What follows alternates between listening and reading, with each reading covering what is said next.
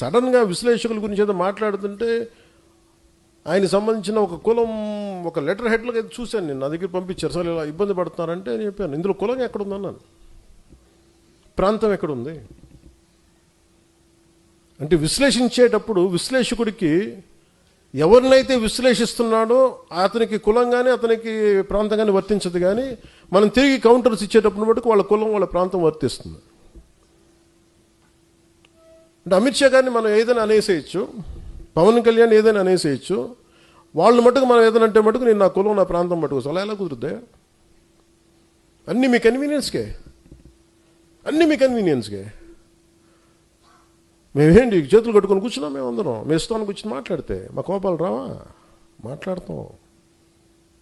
అందరికి అన్నిసార్లు భయపడిపోతాం అనుకుంటున్నారా? ప్రతిదానికి ప్రతి ఆర్గ్యుమెంట్కి ఏ ఆర్గ్యుమెంట్ ఇదే చెప్తున్నాను, ఇలా భయపెడదాం అనుకునే వాళ్ళకి చెప్తున్నాను కదా. వైఎస్ రాజశేఖర రెడ్డి గారు బతికున్నప్పుడు ముఖ్యమంత్రిగా ఉన్నప్పుడు తిరిగి ఆయన రెండోసారి ముఖ్యమంత్రి అయినప్పుడు అక్కడే ఉన్నాం, ఎక్కడ పారిపోవాలి అక్కడే ఉన్నాం. అంత తెగించున్నాను పాలిటిక్స్లో, గుర్తుపెట్టుకోండి.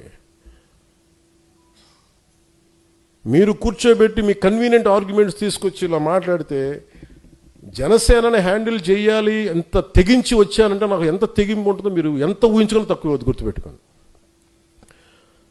మీకు ఎంత యుద్ధం కావాలి అంటే నువ్వు కోరుకున్నంత యుద్ధం ఇవ్వగలవు, అది నీ కెపాసిటీ.